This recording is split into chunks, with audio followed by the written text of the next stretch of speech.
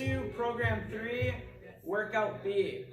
We're going to begin with kettlebell swings. We're going to be doing 12 to 15 reps. Again, we want to just meet our members where they're at. If they need less reps, lower them down. And if they need a heavier weight, just give them more reps to do. When it comes to the kettlebell swing, the biggest thing I want us to focus on is just continuing to remind them that as they're going to the top of their swing, they're trying to jump towards the ceiling. That way the knees and hips get fully locked out at the top. We'll be pairing that with banded iso hold leg drops. So what we're doing here in this position is we're going to be ripping the band in half and creating tension.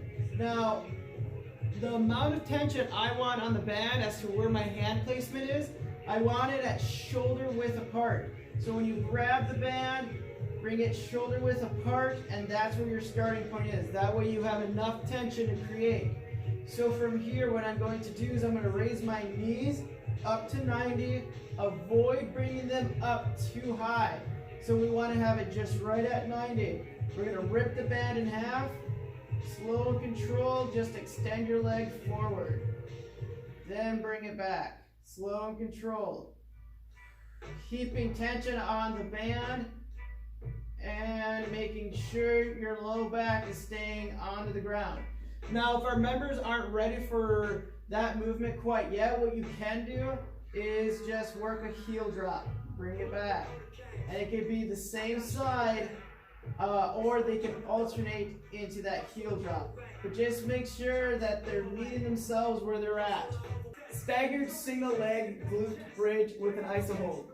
So what we're going to do here is we're going to rip the bag in half. We're going to get into our glute bridge position. Now I'm going to begin with my right leg working, so my left foot is going to move slightly forward so it's almost in line with my toes. And what I want to do from this position is pull my toes up so my heel can drive into the ground. So I press my right foot into the ground, I raise up, control my hips down. So I want to think about 60-40 here. So when I'm going through this bridge, this is to eventually help me into a single leg glute bridge. What I want to do here is just have another limb here to support me on my way up. So we'll do a few reps, then switch sides. Again, same thing. I'm just going to move my foot forward so it's in line with my toes or roughly around there. I'm going to press my foot into the ground and bridge up.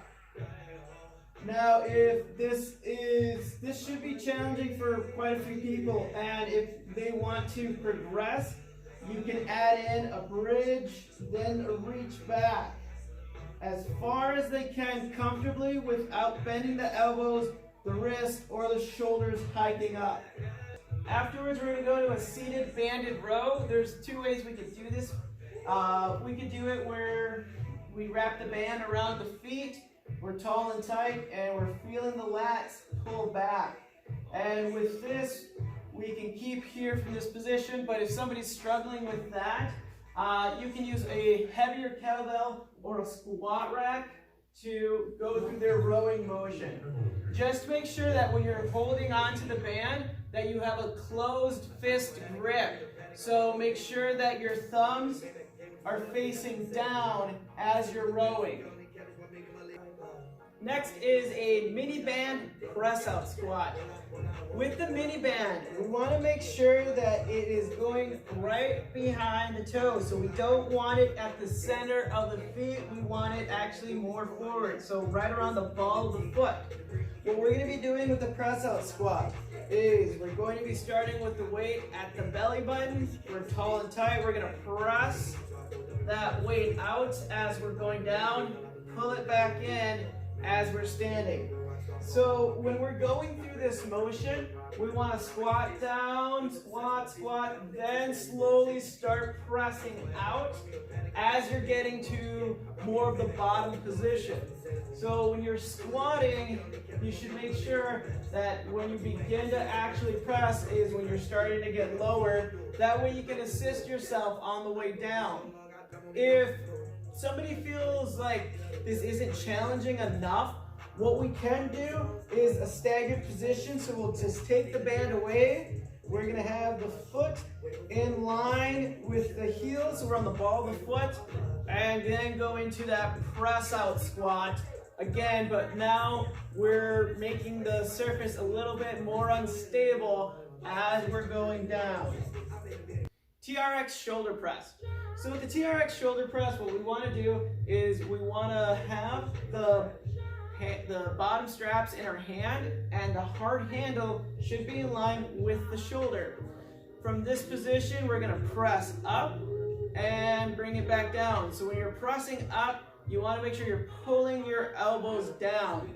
Now, if this is fairly easy for people, you can have them just walk a little bit more forward, so then that way their biceps are in line with their ears. And if, again, this gets to be too easy, what we can do next is go to a staggered position. So now we're making the surface a little bit more unstable by taking a foot back, then pressing up. And if that gets to be too easy, the last progression with the shoulder press can be an incline. So now I'm walking my feet back. I have the TRX in front of me, and I press my arms up, slowly leaning in forward. So I don't want too much of an excessive move forward. I just want to see a light movement forward, getting more weight onto the shoulders.